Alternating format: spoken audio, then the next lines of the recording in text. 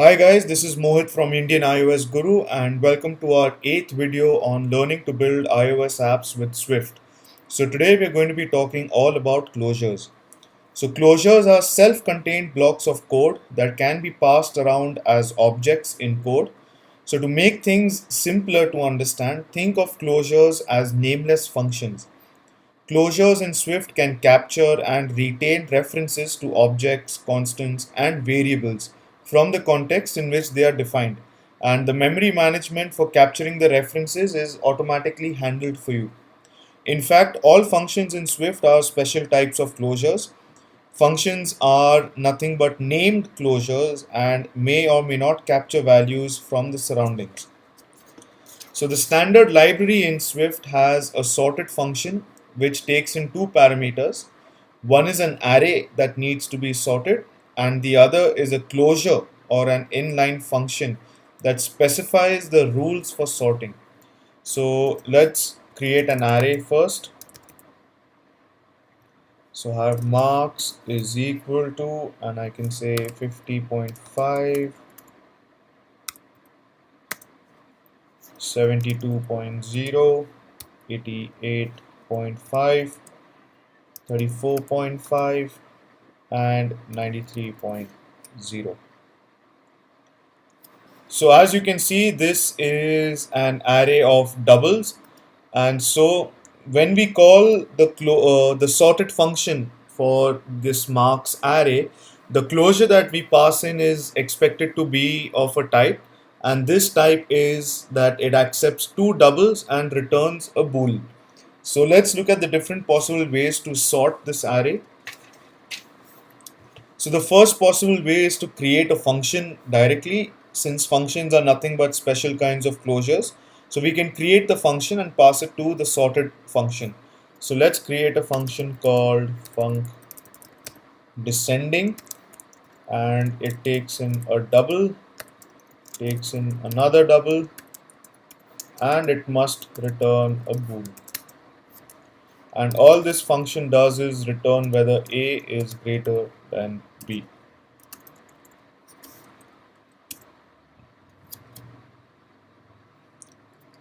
Okay, and now for sorting I can say var descending array is equal to sorted. So for source I'll specify the marks array,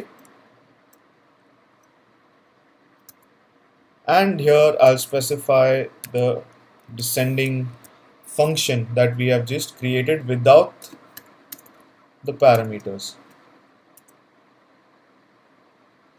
And you can see the array is being sorted out in descending order.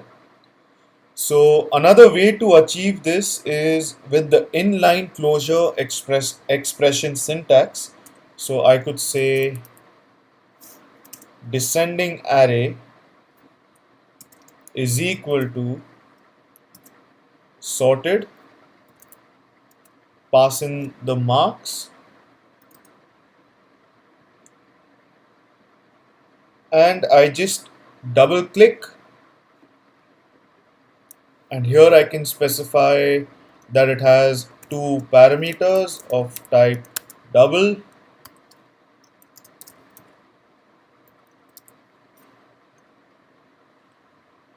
and you see we have this in keyword. Now the body of this closure will come here, and here I will simply say return A greater than B.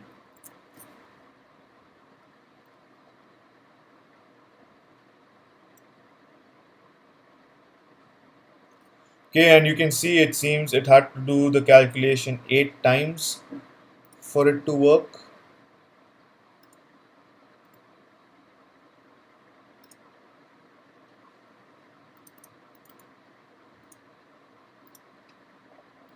So this is the inline closure expression syntax, and so we know that Swift has automatic type inference, and since Swift can infer type from context, we don't even need to specify the data type for the parameters A and B. So another way to achieve this would be by saying descending array is equal to sorted, pass in the marks, just double click, specify the parameter names only, and then just return whether A greater than B. So Swift knows that the sorted function is being called on an array of doubles and can automatically infer the types of the parameters A and B. So Swift also has another syntax for shorthand argument names, and these shorthand argument names are referenced by the dollar sign and a zero based index. So for example, if the closure is expected to have three parameters, the shorthand names would be $0, $1, and $2. So we can rewrite our example by saying descending array is equal to sorted, pass in the array. Here, pass in the closure, and I can simply say check and return if $0, which is the first parameter, is greater than $1, which is going to be the second parameter. So this will automatically check for comparison and return the result. So you can see with every example, the expression for the closure reduces and becomes more minimal. Now Swift has something called trailing closures. So if the last and final parameter of a function is a closure, then we can use the trailing closure syntax.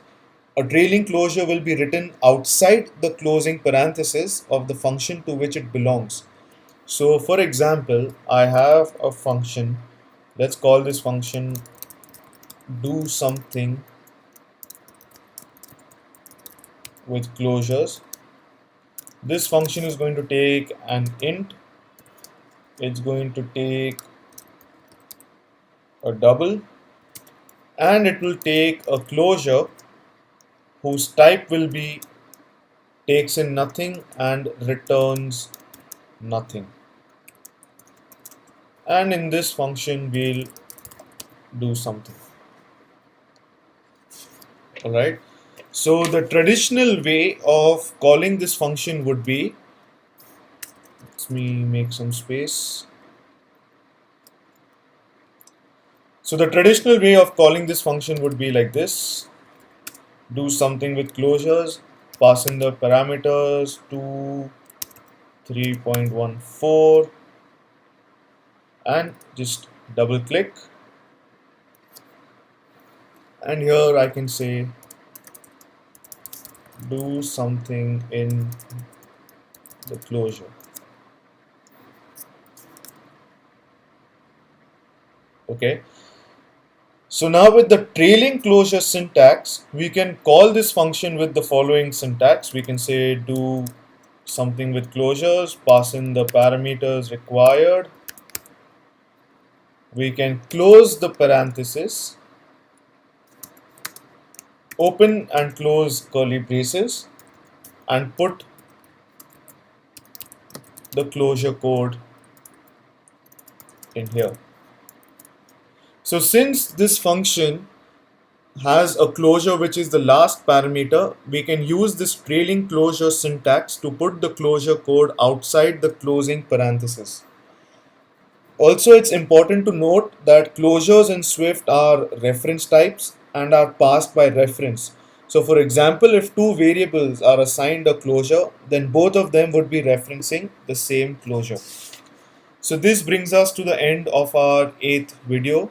The code for this will be put up on GitHub and the link will be shared in the description. Also head over to our website indianios.guru to have a Q&A session with regarding our videos. So see you guys on the website.